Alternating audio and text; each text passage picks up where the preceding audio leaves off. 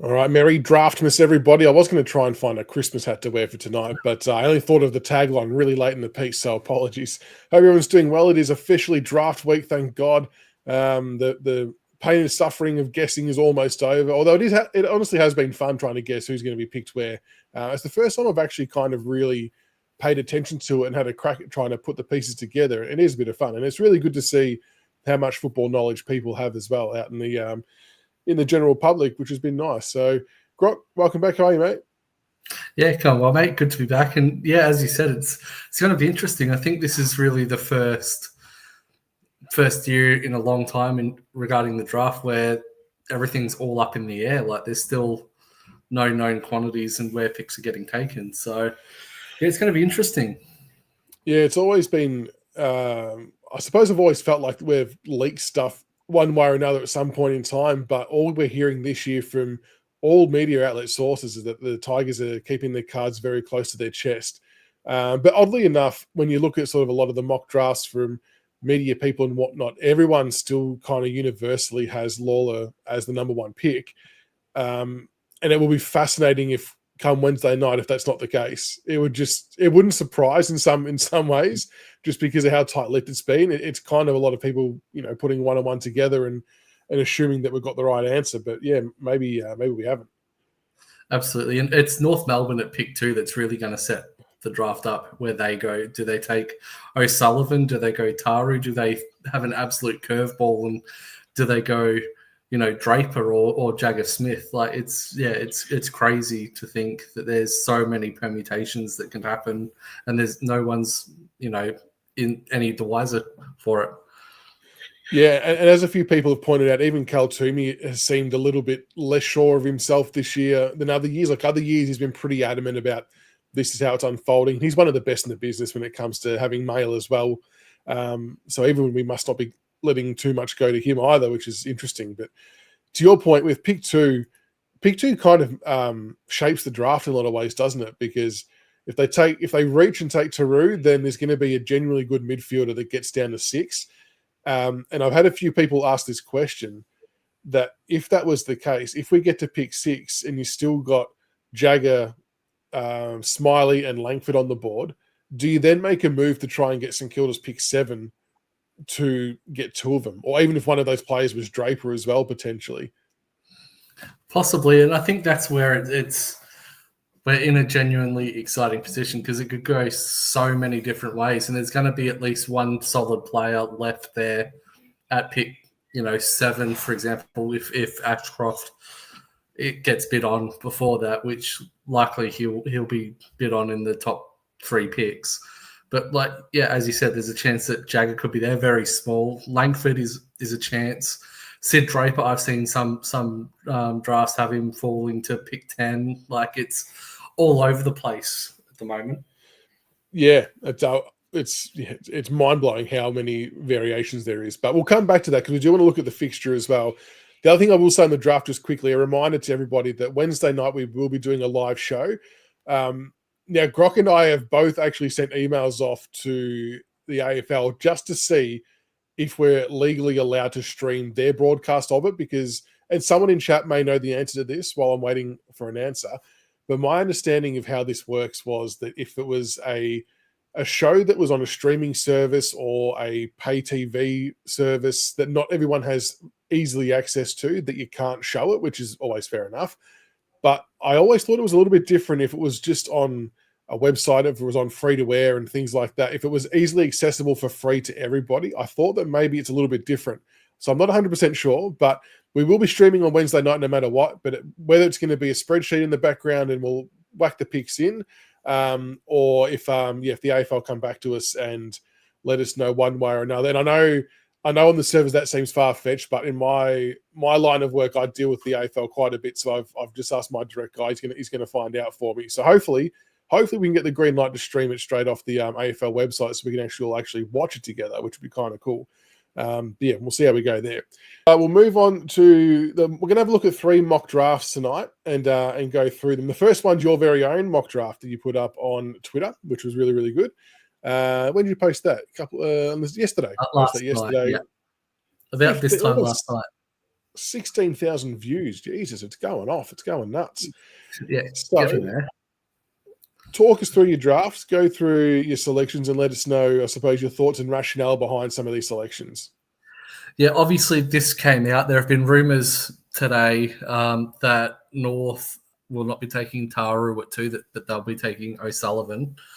But yeah, I think pick number 1, Sam Lawler. That's basically as locked as what you could get in the draft right now. He's 99% locked in at pick number 1, unless we decide to take a massive curveball and go Jagger Smith or Finn O'Sullivan at pick 1, which I highly doubt. But yeah, Lawler is the midfielder that Richmond will be wanting with his contested ball and everything. I've gone Taru for the Kangaroos. Obviously, as anyone who's been watching the podcast know, that I'm a really big Taru fan. I just think his athleticism and his flexibility are 2 elite traits that clubs would be insane to look over.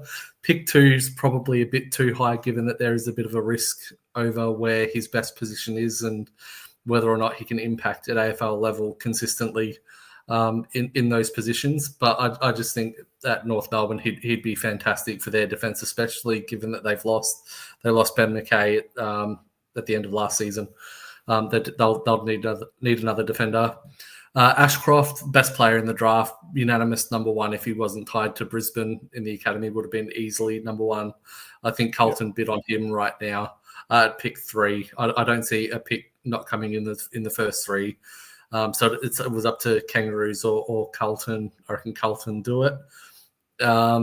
Carlton, Finn O'Sullivan, he's been their main target for a long period of time. That's why they traded up to pick 3, was to see if he was there once we were convinced that Lawler was going to be our number 1. There are rumours that it's going to be Jagger Smith or Sid Draper there now, and O'Sullivan potentially dropping. Adelaide, I've gotten Sid Draper. I think that lines up.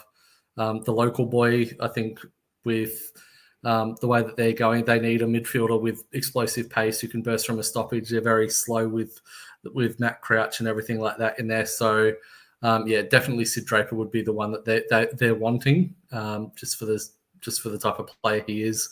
Melbourne, I've taken Jagger Smith there. They definitely want a midfielder, and they've been linked to several. Jagger Smith, if he's there, I could definitely see the D's pouncing. For us, Josh Smiley, he's been linked to us for months now at that pick. And even with Langford there available, I do think we take Smiley as that big-bodied midfielder that we've all been crying out for nearly a decade. I think the last time we've had a big bull of a midfielder was Shane Tuck at his 190 or 191 centimetres, and an absolute warrior. So, yeah, definitely think Smiley will be pick 7. Langford and Murphy Reid for St Kilda, again, they're in the realm for midfielders. Toby Travalia is also linked to St Kilda, so we could see potentially Murphy Reid dropping out of the top 10 with Travalia jumping in for St Kilda there. I definitely expect Melbourne to make a bid, or St Kilda or Melbourne to make a bid on Leo Lombard. Gold Coast are easily going to match that. There's no point. He's been hyped up there for the best part of 2 years now. There's no way that they're not going to match the bid there. Melbourne really keen on Toby Travalia. They're also keen on Harvey Langford if he manages to slip for whatever reason. They'll be highly doubtful, but yeah, it could see Harry Armstrong there. Richmond, I've got Harry Armstrong, the highest rated key position in this draft. I think it's a no-brainer there that we're going to take one of Harry Armstrong or Job Shanahan at one of these 2 picks, 12 or 13. Pick 13, I've gone Bo Allen at Richmond. Uze is a massive fan, and the fact that he can play as a midfielder and off the back line, I think it's a perfect replacement for Liam Baker in that role as the midfielder, or can go at the back line, especially with our midfield that's been a bit susceptible defensively. Having Allen who can go back and shore up the back line and help out on defensive transition definitely will help. Xavier Lindsay. Just on the Bo Allen one, wouldn't that be a great bit of poetry that they've taken Baker from us for picks they didn't want to give up for us to then take a WA player to replace in the same spot? And welcome EJ, by the way. Absolutely. Yeah. That would be a great bit of poetry if we did that. Absolutely. I think it'll come down to either Bo Allen or Xavier Lindsay at that pick 13 pick. I'm more of a Lindsay fan. Pardon? I have a question, Grock. Yeah. You've got Harry Armstrong, but I've seen multiple drafts now with us taking Shanahan. Do you know what's the story there? I personally rate them about the same. The only difference for me is that Armstrong's probably more accurate, and I think that's something that we need. That more of a sharpshooter. I think Shanahan's probably a bit more athletic, but I think Armstrong as a contested mark, and Armstrong with his kicking. It'll be one of those two that we take. It's up to where we actually rate them. Okay. Yeah. Pick 14, Xavier Lindsay. I think that's just the best available pick there. Whoever gets Lindsay, if he drifts outside the top 12, you'd be absolutely stoked with that. Probably the most rounded player in the draft. Port Adelaide will probably bid on Isaac Keiko, I reckon. They'll need a small forward, and he'd be the best small forward available. Essendon are easily going to match it. That's what they've got the picks for. Port Adelaide, Luke Traynor. I've had some discussion on Twitter about this with the Port Adelaide fan. I feel that they'll probably take one of their thoughts were that they'll take one of Armstrong or Shanahan, whoever's left at that pick, knowing that we'll take one or the other. But I feel with Georgiades, Ollie Lord, Todd Marshall and everything, that a key forward's not exactly their biggest priority, but Aliir is, probably one more season away from retiring, and that they'll probably need a defender coming in shortly. But Joe Berry to Fremantle, I think that everyone's had Berry linked with Frere. They're very much in the market for a small forward upgrade there, having lost Lockie Schultz the last a couple of years ago. They're desperately wanting to bring one in. GWS are also one of the clubs that will be looking at a tall forward, whether it be one of the Whitlocks or, in this instance, Job Shanahan. They're definitely going to be wanting at least one of those, if not two. Taj Houghton, I think he's the biggest wild card in this draft besides Luke Traynor where he goes. There's been rumours that he could be as high as pick 11, pick 12, or he could drift out to pick 30. So, I just think his talent's too good. And I think GWS with Toby Green and a lot of their mid forwards, they've got all the depth there to cover for him in case he doesn't in case he doesn't come on and the injuries get the best of him. That they can easily take the punt there.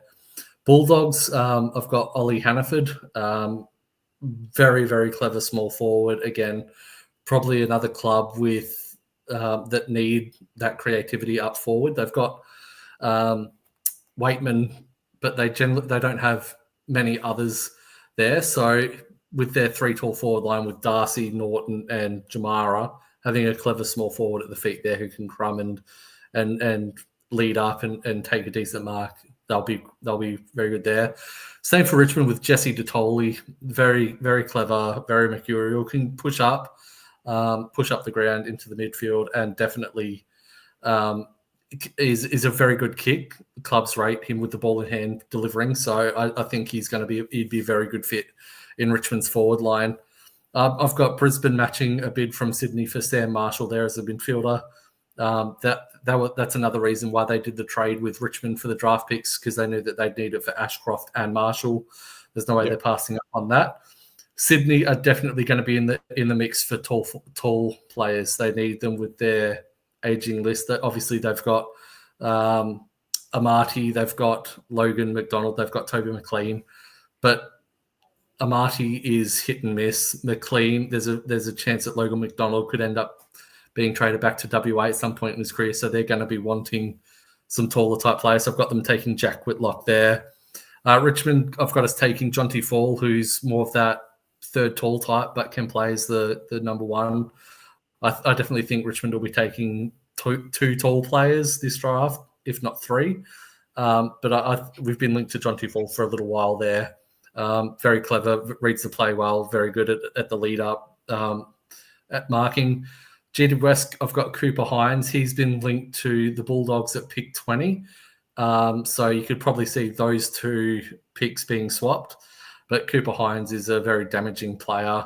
Probably plays more like Dusty than anyone. But again, I think there's some knocks on his endurance and things like that.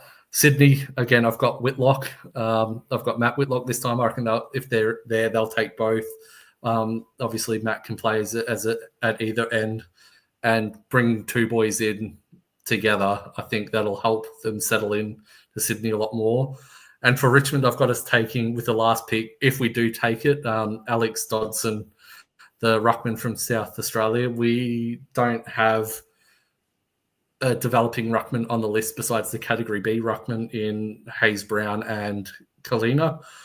So I definitely think that we're a chance to take another ruckman there, especially with Sam Naismith being dropped off. And we've seen Samson Ryan, who can be, can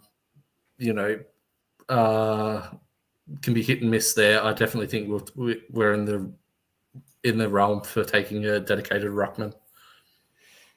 Very good. Appreciate that, Grock. A few people have asked, did you have a name in mind for who we may look at for the first pick of the second round? Yep, probably Harrison Oliver is a defender who is an absolute warrior. Jax, you've just said it. You've just said it. Harrison Oliver is a very good player, hard at it, can mark overhead, and is a very, very solid defender.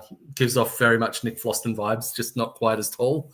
And he'd probably be pick 28 if we take it. And what's interesting, as you mentioned before, and I think universally probably feels like we will take at least one tall, probably two. But what makes that interesting is that in reality, this pick 24 and 27 may not exist in our hands on draft night, with a lot of teams coming to the party wanting some trades to get back into the draft, which would mean that the talls would have to come from this 21, 13 or 12. How do we feel about that? Like, if we're taking two, and this is where, if we plan on trading 24 and 27 and 28 on the night, I would probably feel more comfortable taking one tall this draft and getting more midfielders and then getting another tall next draft. But how does everyone else feel about that? See, I'd personally take the talls this draft. There's a lot more quality talls in the first 30 picks this year than there would be next year, where it's again midfield dominated. So get the talls in here with the big talent, and then get the midfielders next year. Yeah, Cameron's like with me. Take the talls now. EJ, what would your preference be? Oh, in Blair we trust. Smarter men than me are going to work this out.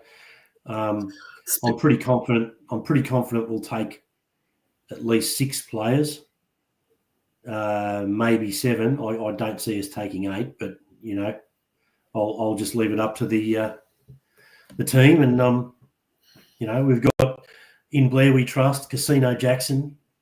How can we go? How can we go wrong? And there could be a little bit of shuffling down the order as well in the night, which might be interesting. I know, I think it was John Ralph, put out an article stating that we don't need to be trading picks 6, 10, and 11 to be able to bank some picks for next year either. So we might be able to trade out some of these other ones, shift down a couple of spots, but bank some future 1s and 2s next year as well, which would be very, very interesting. So, yep. Speaking of the Richmond recruiting, I'm not sure if you guys saw the video today, but I had a little smile they had Rai Geeshan, the Victorian talent manager there. And I'm not sure if you saw on his actual polo shirt, but he's got Toche's initials embroidered on his actual shirt. Yeah. I thought that was a classy touch. Very, very nice. And even he said, kind of like what we alluded to a month or so ago, that Toshay has had a lot of involvement in this, and they've openly said that they're picking players for his legacy and to make him proud. So whatever work he's done has no doubt played a huge part in what we've come up with for this draft order, because he was obviously very excited for it too, which was good. All right, so that was your draft. Yeah, go, Joe. What I will say with those late picks, after our first 1, 2, 3, 4, after our first 5, those later picks, with this draft and with you see who is still available around that area, we are going to be given offers that get us right in the juicy part of round 1 next year. Yeah. We're going to get offers. So sorry. Go on. If we can trade 2 of them for a first rounder next year and let's say pick 40, like slide back in this draft a little bit and pick Sam Davidson as well, you'd be laughing. You'd take that all day. Yeah. That's where I was going with it, is because with the picks we have, we're not going to pick Sam Davidson. We might be able to manufacture a situation where it can happen. Or any of the VFL guys, but we are known to be looking for multiple first round picks next year, and we will get offers that give us a good look at next year's draft as well. Yeah, that's the thing. If we take one forward this year, there's a chance that we try and bring picks in for someone like Cadman at the end of next year when his contract is just about up. That'd be the only reason that we take one, is if we're confident that we can lure another tall next year, either in the draft or through trade. Not sure if he's the second coming of Christ, Jax, but I know you're being a bit facetious there. But he shows some pretty good signs, and I think we'd be crazy not to have a serious look at him. Not sure if other clubs have shown interest. Worst case, if he gets through the national draft, we'd probably take him in the rookie draft. But maybe, if you somehow manufacture a pick in the 40s, you can put him on the books then instead and make a certainty of it potentially. But Geelong I think that's... Have they? So that's, Get away the Cats. Get away. They're like with drafting the mature ages. They'll take mature ages with picks in the 30s or 40s. So, there's every chance that Davidson does go in the national draft. So, and good on him as well for putting his name up in lights. But, it'd be interesting to see how that goes. And I agree with you, EJ, and I think the club know this as well, based on the fact that Blair Hartley's allegedly been receiving hundreds of calls over the last few weeks and not answered a single one, because he knows if he waits till draft night, clubs will be scrambling and offering ridiculous deals to get a pick into this year's draft. So I heard it was thousands of calls. It could be. Yeah, but the thing is, and you've got, people on the side saying, he's not a massive priority. He's not the second coming of Christ. Maybe not, but our VFL program has been pushing out good, solid footballers for a long time now. If you think about, D'Ambrosio's and the Durhams of this world, right? We're sitting here now and some of us are saying, he's not that good. He's not that needed. But then when he does get picked up and he does play well, they're going to be going, why did we pick him up?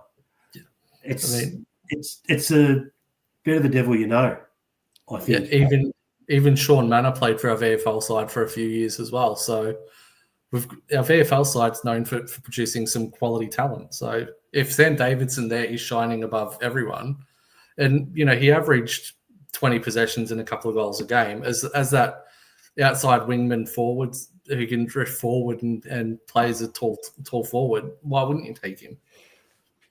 And it just comes down to what's left at the draft at that point in time when we may have a pick to do it. So the answer to that is very simple, Backlist, is because his form actually didn't start kicking up until after that period.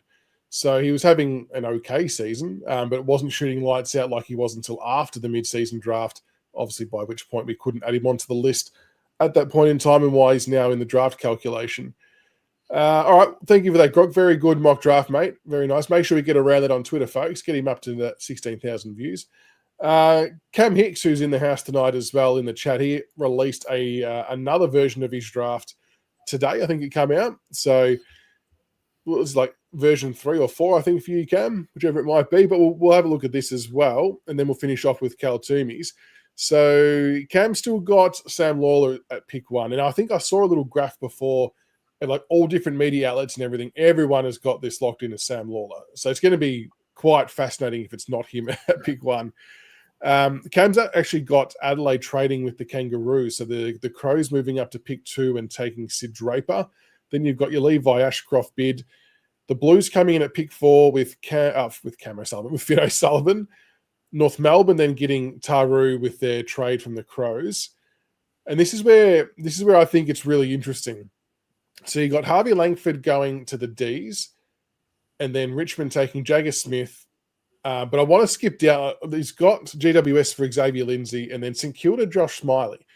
Now, if this scenario plays out, something along this line, and we get to our pick, and we've got Jagger Smith, Josh Smiley, and Harvey Langford or Xavier. Well, I think Lindsay could go lower.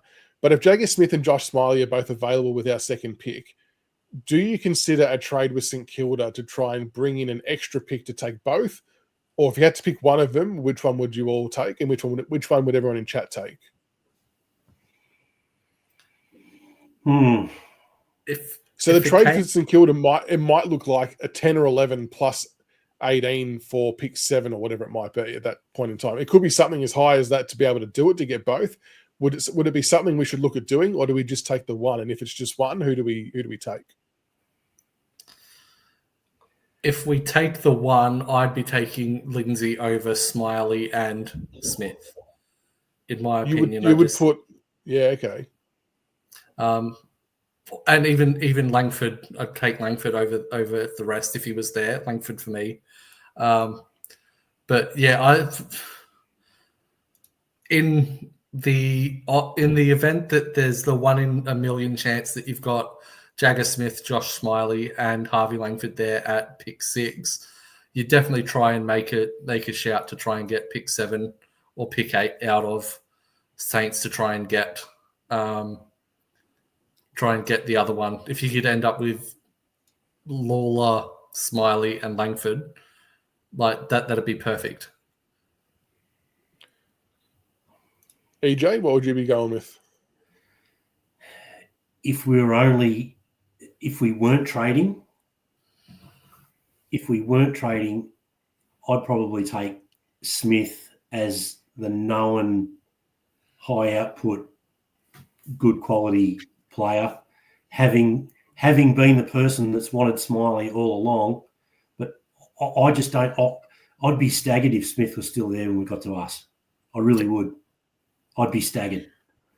That would make it for a very interesting 5 minutes, and it'll be a good live chat on Wednesday night if it does happen. Oh, yeah, there'll be a lot of stunned faces. I can assure you on the Wednesday night if that's what plays out. Yeah. And personally, I wouldn't give away 10 or 11 just to get 7, because you're giving away then one of the other later picks, and then that means that you're 23, 24 or whatever it is, which you're thinking you might be able to flip later on, we're going to be a pick short and we're going to be wanting to take players, and that makes that less likely. It's like the butterfly effect or the domino effect, you know. There's a reaction that keeps reverberating all the way down the line. Geez, I've mixed my metaphors up there, but you get what I'm saying. So yeah. I would, if we haven't moved for 2 now, like the rumours were, I'd be saying hold fast and keep 10 and 11 as the package. And just back ourselves in. And there's been a few mock drafts that have shown a world where Smiley could somehow slip to 10 or 11 and we might get him anyway. That would be an even more outrageous scenario. But if it happened, then we're on to a winner. Maybe it's not as far-fetched as we think. I think Smiley is a lot more likely to slide. Smiley's much more likely to be there at 10 than Smith is to be there at 7. Yep.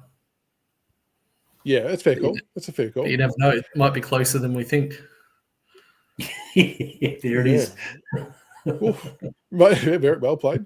So then we've got, so then Cam's got Smiley to St Kilda at 9, the Lombard bid for the Gold Coast in there at 10. The D's taking the punt on Houghton, Cacao bid at 12, and then for the Tigers, Bo Allen and Job Shanahan. Now, I saw a few tweets and information going out today. I don't know, you touched on this, Grock, about that we've got some serious interest in Bo Allen. I'm not sure who it was that flagged this, but there was someone who maybe mentioned Bo Allen being a consideration at pick 6. Now, I personally don't like that move. I don't mind Bo Allen. I just think when you're looking at the board and you see those names at the top of the list there with who's available, I don't think you can put Bo Allen ahead of any of them at pick 6. If we take Bo Allen at 6, there's no more trust in Blair Hartley. Like, that's how strong it would be. Like, you'd be livid if that happens, especially with the talent that would still be on the board at pick 6. What I find interesting in the Bo Allen notes here is we've seen on the side people saying, no, not Allen, don't rate him, not a good kick and whatever. And yet Cam's notes are that he is a great kick. I think, the kicking stuff I always find interesting, EJ, because you could watch anyone play and they're going to have turnovers. Dusty butchered the ball many times during his career, but no one said he was a shit kick of the ball. Yeah. See, the thing is I've had this argument a number of times. What Dusty does is Dusty, whose kicking efficiency was lower than someone like Dangerfield, right, which sounds just like bizarre, but Dusty was taking on the ridiculous kick, and if it didn't come off, it goes down as a miss. But when he made it, it cut through and was more damaging than anyone else. So and I'm not saying it's the be-all and end-all, but I'm using it as an example. On Champion Data, they have like an expected kick where you're ranked as to whether you made it versus the expectation. And that's where Dusty's numbers go through the roof, because he makes it above expectation, even though his actual efficiency number is low. That's because he's taking that cut. They ranked him as the most effective kick in the league, Dusty, because he was the one player that takes off kicks that no one else would risk, because he backs himself in with his foot. And that's where, I think a lot of players are like, oh, Dusty turns it over. Well, yes, but if he had nailed that kick, we'd be open and into goal. And that's people just look at the result as opposed to what could have happened if he had hit that kick. And you would much rather the players try and bite off those kicks, to be honest.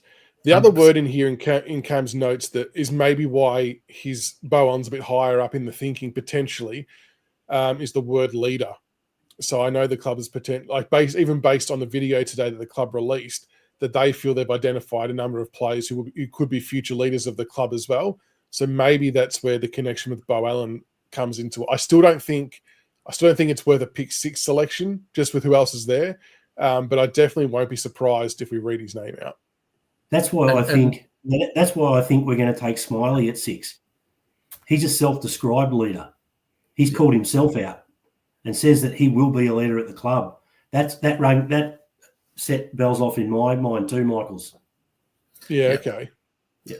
I mean, you have a look at the 3 midfielders that I had us taking, and that a lot of us have us taking in Lawler, Smiley, and Allen. They're 3 big, solid lads. Like, we would not be getting bullied around a contest with those 3 in there, and I think that's why we're wanting those 3 in particular. They're very, very hard at it, very physical, contested players. And I think that's been a bit of a weakness of our midfield, is we've been brushed aside a bit too easily, and been bullied by bigger-bodied mids. So getting those 3 in, they'll hurt some opposition players with the way they attack the ball. Yeah. So the next pickup Cam had was Travalia to West Coast at pick 15, and Harry Armstrong slipping to Port Adelaide at 16. Joe Berry to Freo at 17, which aligned with yours, I think, Grock. Murphy Reid and Christian Moraes to St Kilda. The Bulldogs taking Ollie Hannaford, and then Richmond taking Hamish Davies. Now, I'll be honest, this is the first time I've heard this name, so I don't know a hell of a lot about him. So, Cam, if you're in the house, feel free to sing out what you like about him, or if EJ and Grock, if you know anything about Hamish. But just looking through the lines here, 190 centimetres, forward midfielder from WA, with the note just that could be anything, which is, what can't he do? What can't he do? Interesting. I should pull up some highlights of him. But do we know anything about Hamish Davies? Because a lot of people have seen this name on your draft cam, and no one knows a lot about him. I've heard whispers. I haven't heard us being linked to him at all. Especially with a couple of players around there that would be thereabouts. Obviously, with Jesse Detoli, John Fall, they're players that we have been linked to. Matt Whitlock as well. So yeah, I'm not too sure if that one will eventuate.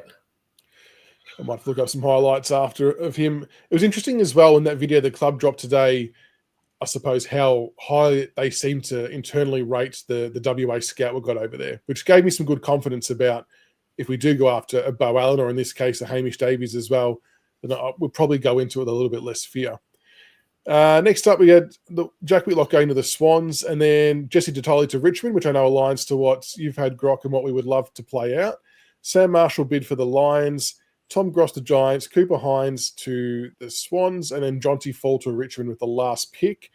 And then with the first pick of the second round, Alex Dodson, which kind of come out a little bit today yesterday that the Cats are after him. So I think a lot of people are wanting to make sure we can keep him away from them. I don't know why, just to piss them off, really. But Jonty Fall and Dodson would be the way that Cam has us rounding it out. Jonty Fall would still, I think he'd still be a good get. Agree. Cam's just put in about Davis strengths, endurance, footy IQ, running pattern, scoreboard impact, size, and versatility. Okay, there we go. A versatile tall prospect who combines his sound endurance base with high IQ, running patterns to make for high production performances. So that's from Rookie Me. Interesting. Okay, well, I might have to look that up after. But thank you for that, Cam. Well done on putting out your final mock draft. Very, very good. And the last one we'll look at is Cal Twomey's, which come out tonight. So thankfully that was timed very nicely. I know a lot of people look out for Cal's one because he is probably the most connected out of all the media journos out there and does a very, very good job. But even he has us taking Lawler with pick 1. So again, I think we'd be more shocked if it didn't happen. But so he's got Lawler at 1. At 2, he's got North Melbourne taking Finn O'Sullivan, which ties into what we mentioned on our group mock draft. I just think that, if they can't split that pick, they kind of have to go the best mid, don't they? I think that'd be crazy to go for Taru. Pick number 3, he's got the Blues taking Jagger Smith, so which kind of goes to your point, EJ, that you'd be shocked to see if Jagger was still there at, a little bit further down near our second pick. That to me is a bit weird though. Jagger to Carlton? Yeah, I mean they've got your Walsh type as is, and they've got, they bat reasonably deep in the midfield. I would have thought that they'd be going for a more explosive type as something as a point of difference. So that's interesting. I get what you mean. I suppose a lot of other people have had Draper linked to Carlton, probably because of those reasons you just mentioned, because he's actually a little bit different to what they've already got, as opposed to being something similar. He's gone Sid Draper at pick 4 to the Crows. What's going to be interesting to see if the Crows try and trade up to try and secure Sid Draper. I would love to get him if he was available, but I don't know if I'm on my own there. Pick 5, they've got Brisbane matching the Levi Ashcroft bid. Pick 6, the D's taking Harvey Langford, which I think a lot of people are starting to align those two or that name to that club. Pick 7, Josh Smiley. I don't think I've seen a mock draft in the last 48 hours to 72 hours that hasn't had Josh Smiley at our second pick. So I don't know if that's people knowing something or hearing about our connection to him, but it sounds like that seems to be the way that one could be heading. Pick 8 for the Saints, Travalia, who we probably had him going a little bit lower. Pick 9, a Gold Coast match bid for Lombard. And then they've got Taru going to the Saints with pick 10. That would be a great get for them, wouldn't it? Just for a Josh Battle replacement. That would be very, very nice.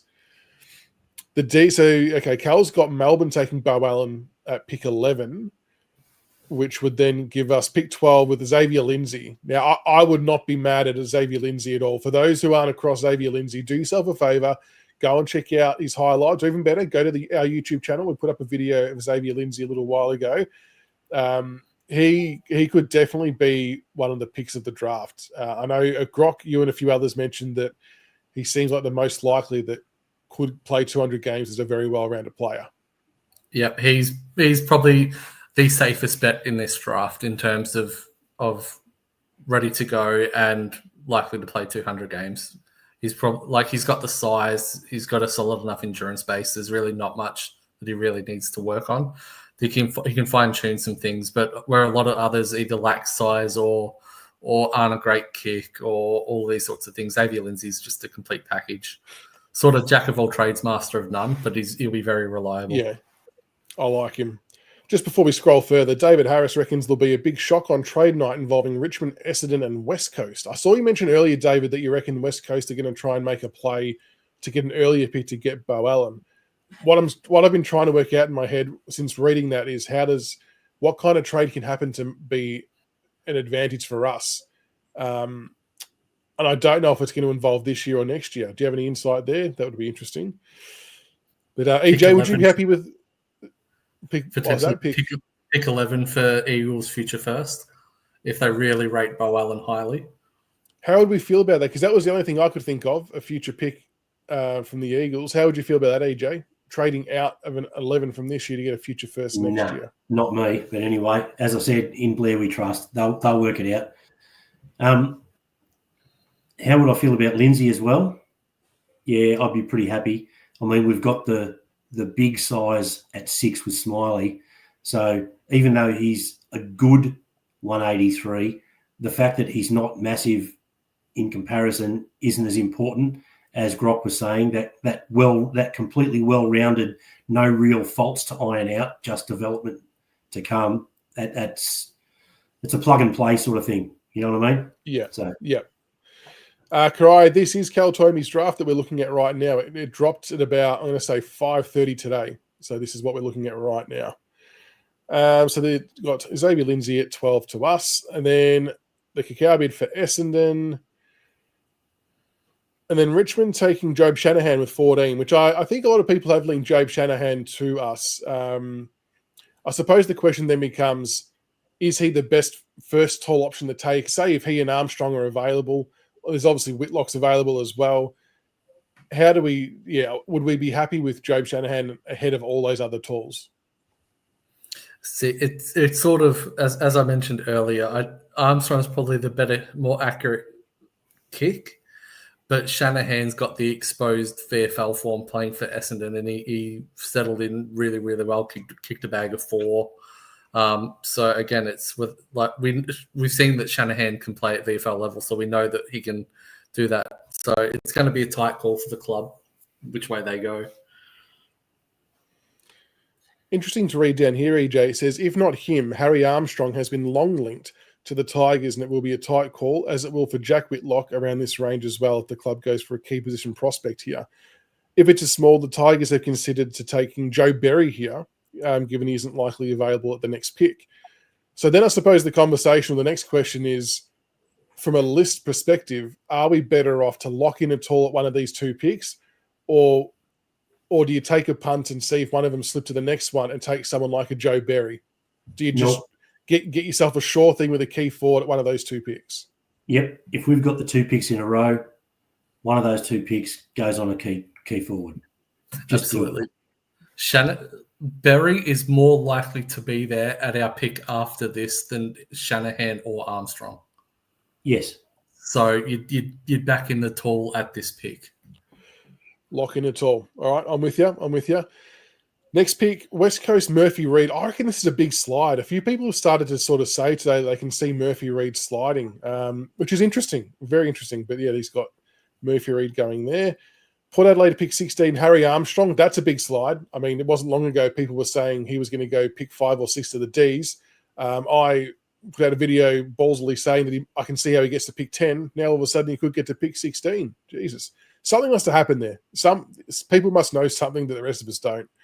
Port would be stoked if they got him at 16. Oh, you would be laughing if you got him at 16. Absolutely laughing. Very interesting. Then he's got Joe Berry at Fremantle, which I'm pretty sure yours and Cam both had. Fremantle taking Joe Berry there. Pick 18 for the Giants, Jack Whitlock. Pick 19 for the Giants, Taj Houghton. I think a few of us have had that as well, including me in our group one. Pick 20 for the Bulldogs, Cooper Hines, who seems to be around that mark. Pick 21, Carol's also got us linked to Jesse Detoli, which the more I read and hear about him, the more I'm really hoping this one eventuates, EJ. Yeah. They're sort of saying it's one of these things that if it does come off, like if he does make the leap, then it'll just be spectacular. It's a risk, but it's a risk worth taking. And you've been massive on him for a while, Grock. Absolutely. My man, he'll be he's a very clever player. So just reading the little notes here, Richmond met with Detoli last week, and if the Tigers want to add a small forward/midfielder to their mix, he might be the guy. He loves the big moments, performed well in the big games in the Northern Knights season. Small forwarding and have a very impactful around the midfield where he's toughness, which we definitely need, game sense, and overhead marking, which is a nice trait to have as well. Give him a different package of weapons. Average 23 disposals, 11 contested, which is also very nice to see, and nearly 2 goals a game for the Knights. Jesus, that's pretty impressive, to be honest. So it's like a Castagna that can kick.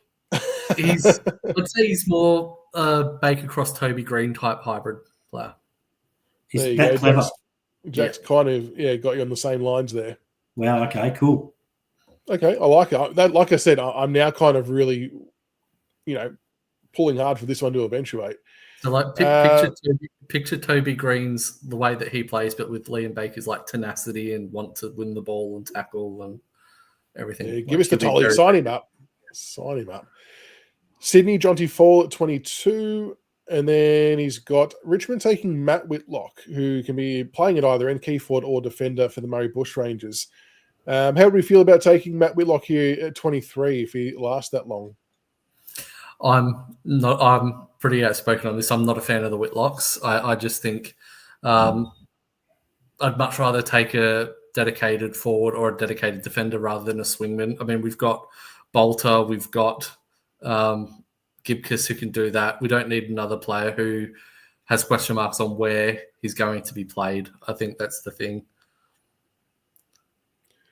Yeah. EJ, how do you feel about this one? Oh, look, I would rather we're not really. If we pick up the other tools earlier, I'd say go back to something else. If we have the other tools, say if these tools play out like we had before with Jobe Shanahan, I would rather this pick 23 be a Luke Trainer. Yes. Yep. Good call. Yep. But that's what I was about to say. Knowing who he's got us taking next, I would not take Whitlock at this pick. If it plays out every other way, I'd be looking at someone like a Harrison Oliver or something like that. Okay. I haven't actually looked further down, so I've looked further down. Who's he got? So he's got the Giants with Harry Oliver. And then Brisbane, for Sam Marshall. Sydney taking Oliver Hannaford. And then Jasper Algar. I don't know much about Jasper. 183. Oh, not this one. Okay, so 183 centimetres a forward. Do we know much about Jasper? No, this is another one that's relatively new to me, a bit of a bolter. So we've got Algar is capable of some exciting things inside 50, regularly finding separation on the lead and being an aerial presence despite his medium forward size. He's good at ground level too and can create something from nothing. Showed some tricks in the under 18 carnival. If it's not him, we've also looked at Cooper Hines as a chance. And then our own prospect, Sam Davidson. It is. All right. So he's got 28 Luke Trainer for us. Right. See, I didn't look that far down. Interesting. Okay. Interesting. Yeah. So as Grock's saying, flip those picks. If there is going to be a Whitlock there, flip those picks. Yeah, if you're going to take the punt on Trainer, I would make sure we get him at that 23 or whatever it was. And if there's a Whitlock still there at 28, then maybe you roll the dice on him there. Just on if we're talking about pure talent alone, Trainer deserves to be much higher, but obviously there's some issues that come with it. I'm all for taking a punt on Luke Trainer. Rebounding defender. So it doesn't really mention anything about the concussions, doesn't it? So there we go. That is, I think that I won't keep going through the rest of the draft, but that is who Cal's got heading to us for draft night. So some slightly different picks there again to a few others, which is interesting. But Grock's dropped out. So it's going to be fascinating to see how it plays out, EJ. It feels like that the only certainty that we all think is certain is Lawler at 1. Anything else after that is everyone's just best guess. But that's the fun of the Phantom drafts. Like, it's always fun putting the pieces together. I'm not sure if we're underrating Matt Whitlock. My problem is I just think they're very project player-like. I'm not sure how ready they'll be quickly. Maybe that's me being wanting to have players ready a lot quicker. But yeah, I'm not fully sold on the Whitlocks. Didn't say don't pick him. So we said flip the picks, right? Yeah. So we all know that Trainer on ability is one of the top 2 key defenders in the draft, and the reason he's sliding is because of these possible issues with concussion. And I think what we're saying is when you get to those picks in the mid-20s, take the risk then. And if Whitlock's still there at 28, well then, take it at 28. But that early 20s pick, if Trainer's still available, take the risk. Then we've got key position players at both ends of the ground sorted. Yeah, exactly right. They don't have to be ready next year. No. Yeah, I probably worded that poorly, but I'm not sure he'd be ready in the next 2-3 years. And I suppose you're gambling on development. I don't know. I feel like there's a few more unknowns about both of them. I just feel there's maybe other players there that feel more certain than those two. Not to say they won't eventually be good players, but that part's the unknown. But anyway, that's just all opinions. Everyone's going to have differing opinions, and that's okay. And that is all okay. It's fun. Sorry, guys, my internet dropped out. Oh, very good. Yeah, well, you need to speak to TIG71, see if you can borrow the $10,000 computer. Yeah, absolutely. Yeah, plug that one in. Yeah. All right, that'll be a wrap for tonight. So having a look at a few of the Phantoms, which was good. We looked at the fixture. Obviously, Wednesday night is draft night. I'll put up a post about what time we'll start our stream. Like I said, I am waiting to hear back from my contact at the AFL about if we're allowed to stream the stream from their website, not the Foxtel one, because I know you're not really allowed to do that.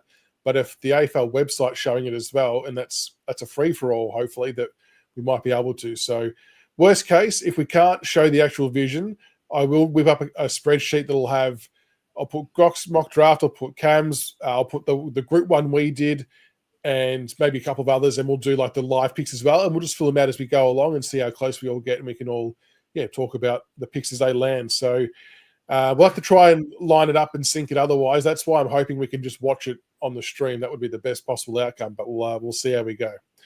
But thank you again, Grock, for doing your mock draft. Much appreciated. And thank you, EJ, for jumping on. Very good. And I still love your background picture there. Very nice. Yeah, I'll have to come up with something new for Wednesday night. Oh, yes. No, definitely. Surely it's a Blair Hartley and a Francis Jackson kind of duo picture we've got to get mocked up, I reckon. Give me some ideas. I can do something. if I can put Lawler's head on Dusty, I can do anything. Absolutely. It's clean. I like it. So have a good night, everybody. Thank you so much for tuning in. Appreciate love and support. And again, I appreciate all the different opinions and the different rationales and ideas behind people wanting different plays or different picks. It just shows that we've all got different views and ideas, and not one's right or wrong. It's just good to see the different opinions out there, and it's always good, robust discussion. We love it. So thank you for a good night, everybody, and we'll see you all on Wednesday night for the draft for Christmas Day in November. Absolutely.